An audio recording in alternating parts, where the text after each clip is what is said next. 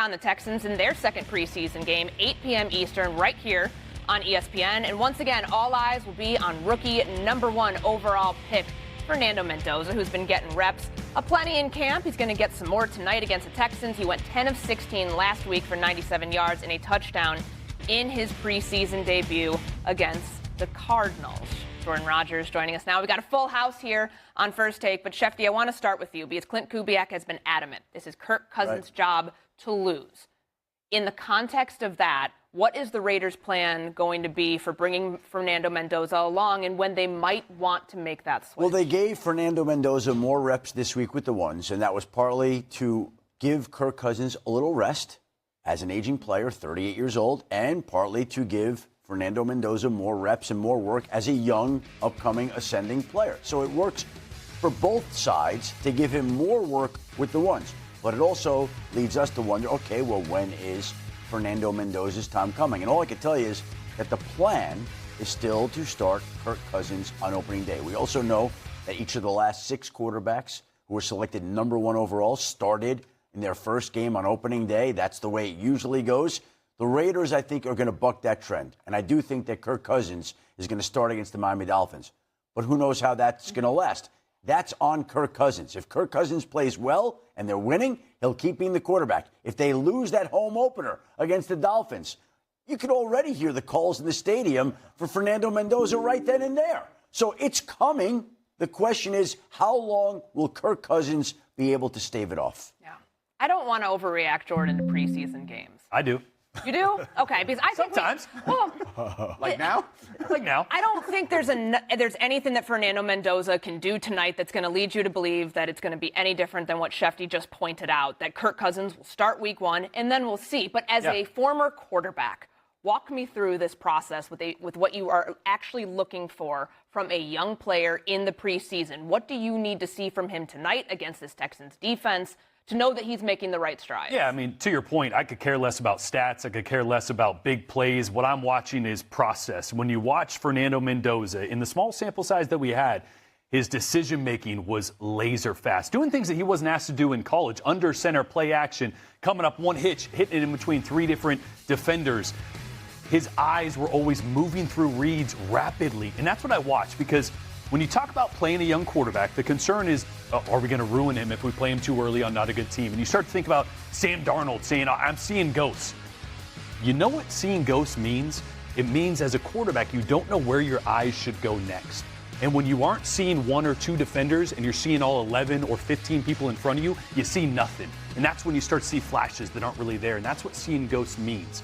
So when I evaluate Mendoza, I see a guy that knows where his eyes should go next, knows where the ball should go, knows what read is next, knows how to get it out of his hands. And to me, that tells me you can put him out there and he's not going to ruin himself because he is ready for that moment. Now, you always want to sit a guy, but I'm telling you the timeline is going to continue to increase or ramp up if we see what we saw last week out of Mendoza tonight. Wait, just one quick thing on this. Yeah. So you watched him every game at Indiana, obviously in Cal before that, covering college football. I'm hearing this before I even give a take on this, that you think he's made significant improvements since the end of last year.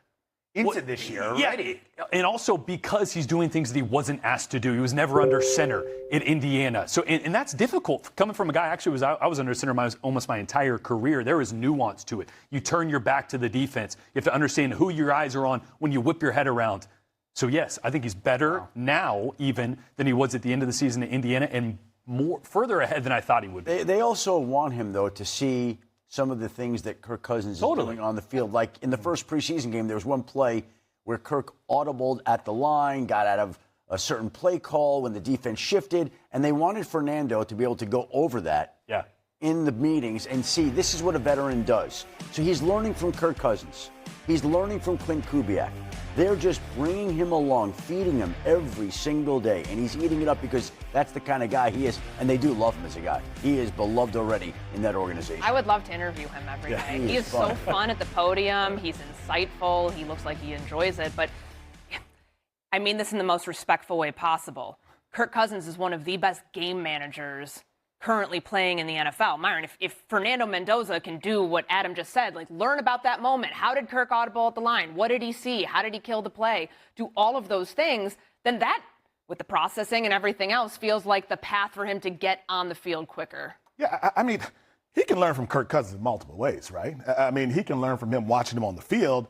He can also learn from him as a mentor. I think to Jordan's point, if you tell me that Fernando Mendoza is the game manager that we saw at Indiana, the guy we saw in the preseason game, and I think here's the key. You've got a bunch of young pieces on that Raiders team. You're talking about chemistry, not just this year, but in the years ahead. So if you get a head start on developing that bond with this group of young guys, maybe that gives you more reason to start Fernando Mendoza at some point this season. I think the Raiders should have a clear-cut path as to what a dream scenario is. That Kirk Cousins is good enough to hold off Mendoza, and the team is bad enough to get Jeremiah Smith out of Ohio State. That's the path. I know there's a bunch of Michigan men running that team, but they have to take an Ohio State guy as the best wide receiver in the country. Like, be Kirk Cousins good enough to hold off Mendoza, and I'm saying 17 games, and the team is bad enough to get Jeremiah Smith. It's not about this year. But if they're bad enough to get Smith, that fan base is going to be rabid to get Mendoza out there. That's the problem. Like, if you win a little bit or you're just okay, you buy some patience. If not, patience is going to run out really quickly. Here's the thing. Yeah. You cannot get better as a young quarterback not playing. Now, on the other hand, sitting and learning is valuable. It helps you get ready to play. But you cannot be a good player without playing. So if he's ready to play, it shouldn't matter what the record is. Shouldn't matter how well Kirk Cousins is playing. As soon as Mendoza and that coaching staff feels he's ready, put him on the field. I would just add, this is the secret weapon they have that no one else has. They have the greatest of all time. One press conference all year, Tom Brady sits up there and says, I know the fans want to see Mendoza. They will. I never played my first year. He's not playing this year. We're waiting. Next. Won't happen that way. Okay, It's but great for teams to say that. All those teams that started quarterbacks on day one, they all said, we're going to be patient. We're not going to rush them. And then on opening day, the guys started. there is no plan, Adam, then that's not a plan. That's just a reaction. No, they have a plan. It's just that, the calls for the number one overall pick will get a lot louder, like People the have plans, meme of like and the plans saxophones change. getting louder. Yes, sure. That'll everybody has a plan until they get punched in the face or until the quarterback that's starting isn't what they expected him to be. All right, so that's not real. Social media team. This is a view from inside the face mask of Jalen Hurts. You are seeing what he is seeing. This is what the quarterback is seeing in a goal line situation.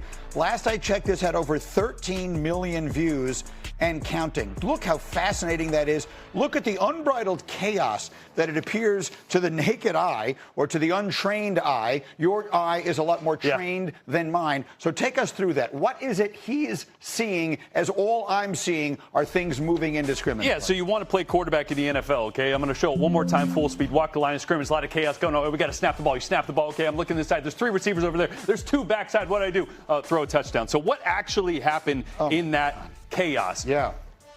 Jalen Hurts going to walk the line of scrimmage. Where are my safeties? And you see this. There's nobody back here. So you know it's going to be man coverage, some form. It always is down in the goal line. But here's what I like, because he's going to work a 3-receiver combination over to this right side. I'm going to show you what he's actually looking at. The ball's going to get snapped right here. Right here. Okay.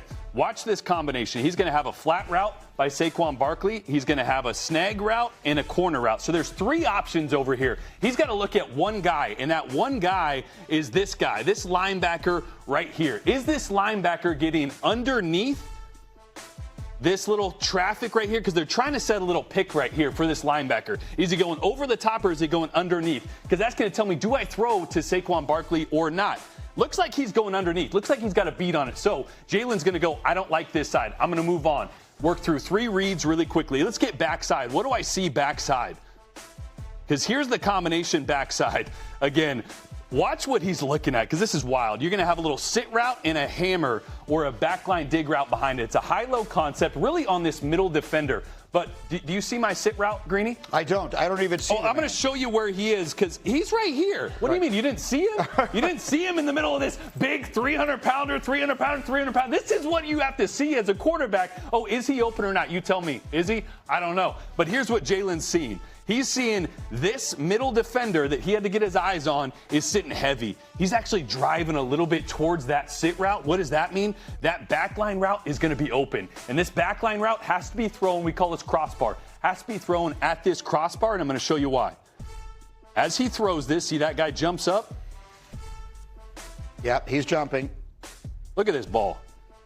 That's why the ball has to be thrown at the goalpost. Yeah. That guy's full extension. That ball's getting there. I mean, it is unbelievable job. So really what happened in this chaos is Jalen Hurts worked through 3 receivers on one side, 2 receivers on the backside in a matter of what? 2.3 seconds. Like in the chaos, it is, you want to play quarterback? You forget that there's 300-pounders sitting in front of you, probably 8 or 9 of them that are blocking your view. It's unbelievable to see it from that angle. I love it. That's one of my favorite tapes that we've ever done, and you did a great job of showing it. And I think everyone watching at home who has never played football at a very high level, myself very much included, just seeing that, you hear about what they have to process so quickly. You have 2 seconds to make all those decisions. He looked right, he looked left, he can't even see the guy. He went through 5 different options in his head, 5 different options, 3 to one side, 2 backside, all the while with only about 10 yards of space to work in the entire field. My compliments to the Eagles social media team. That's a really, really great tape to put out there. I'd love to see more of it from different teams. Okay.